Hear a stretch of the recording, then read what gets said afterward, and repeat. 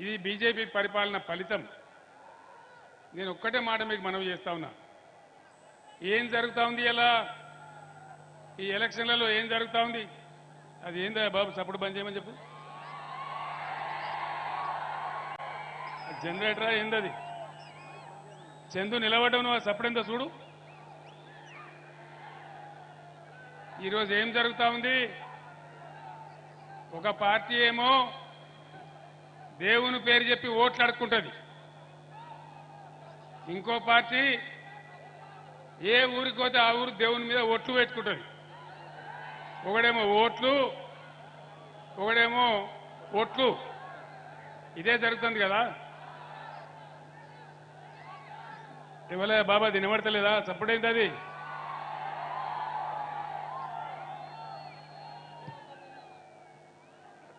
చందు ఏందా నువ్వు నిలబడుతున్నావు? ఆ చప్పుడు బంద్ చెప్పి. ఒక పార్టీ ఏమో దేవుని పేరు చెప్పి ఓట్లు, ఇంకో పార్టీ ఏమో దేవుని మీద ఓట్లు. అంతేనా? నేను ఒక్క మాట మీ బిడ్డగా మీ అందరికీ కూడా మనవి చేస్తా ఉన్నా. అద్భుతమైనటువంటి యాదాద్రి దేవాలయం మనం నిర్మాణం చేసుకున్నాం. మా అద్భుతంగా చేసుకున్నాం. ఎన్నడన్నా యాదాద్రి దేవాలయాన్ని, యాదగిరి గుట్టను మనం ఓట్ల కోసం వాడుకున్నామా? ఇగో ఇది తేడా. ఈ రెండు పార్టీల నాటకాలు భువనగిరిలో చాలా పెద్దగా వినాలి. ఒకడొస్తాడు బీఆర్ఎస్ బీజేపీకి బీ టీం అని కూడా అంటాడు. వీడు వాడిని అంటాడు, వాడు వీడిని అంటాడు. కానీ భువనగిరిలో జరిగింది ఏందండి? భువనగిరిలో బీజేపీ కాంగ్రెస్ రెండు మిలాఖత్ అయిపోయి మున్సిపల్ బీఆర్ఎస్ చైర్మన్ దించేసి కాంగ్రెస్ వాడు చైర్మన్, బీజేపీ వాడు వైస్ చైర్మన్. ఈ మాట నిజమేనా? మరి ఎవడు ఎవరికి బీ టీం? ఇలా మోడీ ప్రభుత్వ హయాంలో రూపాయి విలువ పడిపోయింది, మహిళలకు రక్షణ లేదు, నిరుద్యోగం పెరిగిపోయింది, దేశంలో పేదరికం పెరిగిపోతా ఉంది, అనేక సమస్యలుంటే అది ఏం లేదు. అక్షంతలు కలపాలి, తీర్థం పుచ్చుకోవాలి, పులిహోర ప్రసాదం తినాలి, ఊరేగింపులు తీయాలి. అంతేనా?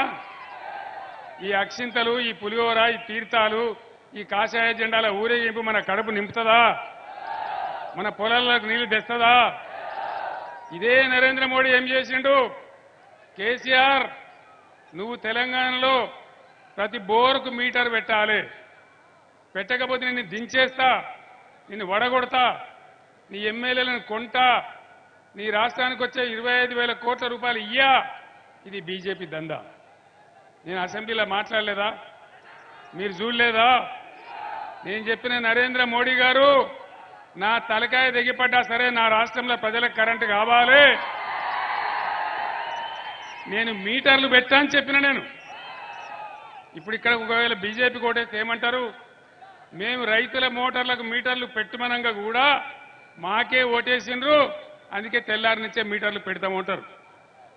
అందుకే రైతాంగం ఆలోచన చేయాలి. బీజేపీ హయాంలో తెలంగాణకు ఒక్క నవోదయ విద్యా పాఠశాల ఇయ్యలే, ఒక్క మెడికల్ కాలేజీ ఇయ్యలే. నేను 150 సార్లు ఉత్తరాలు రాసిన, 50 సార్లు ఢిల్లీకి పోయి మొరబెట్టుకున్నా. మేము కొత్తగా రాష్ట్రమైన మేము బతకాలి, 15 ఏళ్ళు కొట్టాడి ఉద్యమం చేసినాం, కాబట్టి మాకు కావాలంటే ఒక్క నవోదయ పాఠశాల ఇయ్యలే. చట్టం ప్రకారం ఇచ్చే పరిస్థితి అయితే ఇవాళ శేఖర్ రెడ్డి గారి నాయకత్వంలో భువనగిరిలో ఎయిమ్స్ తెచ్చుకున్నాం అన్నాడు కొట్లాడి. బ్రహ్మాండంగా మనకిక్కడ నవోదయ పాఠశాల వచ్చేది భువనగిరిలో. కానీ బీజేపీ ఇయ్యలే. ఇవాళ బీజేపీ నుంచి పోటీ చేస్తే ఆయన ఆనాడు ఎంపీగా ఉన్నాడు. మరి ఇలా ఏం ముఖం పెట్టుకొని ఓట్లు అడుగుతా ఉన్నాడు? దయచేసి ఆలోచన చేయాలి, గుడ్డిగా ఓట్లేయడం కాదు. అదేవిధంగా మనకు రాగానే 7 మండలాలతో ఆంధ్రాకి ఇచ్చేసినాడు నరేంద్ర మోడీ. 400 మెగావాట్ల సీలేరు ప్రాజెక్టు తీసుకుపోయి ఆంధ్రాకి అప్పచెప్పినాడు. మన నోట్లో మన్ను కొట్టి ఆనాడు మనకు కరెంట్ షార్టేజ్ ఉంది, బాధపడతా ఉన్నాం, కొత్తగా రాష్ట్రమైనాం, కానీ నిర్దాక్షిణ్యంగా మనకి తీసుకొని పోయినాడు. కాబట్టి దయచేసి నేను మీ అందరినీ కోరుతా ఉన్నా, నరేంద్ర మోడీ లేకుండా, బీజేపీ లేకుండా ఇంకా ఏ ప్రభుత్వం ఉన్నా కేంద్రంలో మనకు బ్రహ్మాండంగా లాభం జరిగేది. తెలంగాణ భారీగా నష్టపడ్డదే భారతీయ జనతా పార్టీ కేంద్ర ప్రభుత్వం వల్ల మళ్ళీ సిగ్గు లేకుండా వాళ్ళు ఏ విధంగా ఓట్లు అడుగుతున్నారో ఏం మాట్లాడుతున్నారో మీరు ఆలోచన చేయాలి. ఆనాడు తప్పిపోయి ఓటేస్తే బీజేపీకి 4 ఎంపీలు గెలిచింది. అందులో ఒక ఆయన కేంద్ర మంత్రి అయిండు. ₹1 అనేది తెచ్చిర్రా వీళ్ళు, ₹1 ₹5 పైన చేసిండ్రా. మరి ఇప్పుడు గెలిపిస్తే ఏం చేస్తారు? ఏమైనా చేస్తారా? ఏం లేదు. ఇక పసుపు కలప, బియ్యం కలప, అక్షింతలు కలప, ఊరూరికి వంచ, పులిహోర వండ, 10 మందికి పెట్ట, ఓట్లు దొబ్బ. అంతేనా? యువకులకు నీకు ముఖ్యంగా మనవి చేస్తా ఉన్నా, మా వయసు మీరిపోతా ఉంది. ఈ తెలంగాణ మీది, భవిష్యత్తు మీది. ఈ రాష్ట్రాన్ని ముందుకు నడిపేది మీరు. మీరు ఆలోచన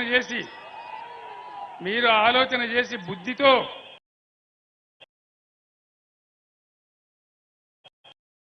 ఏం జరుగుతా ఉంది ఈ పార్లమెంట్ ఎలక్షన్ లో, ఎవరు గెలిస్తే ఈ రాష్ట్రానికి లాభం, ఎవరి వల్ల మనకు మేలు అనేది ఆలోచన చేసేయాలి.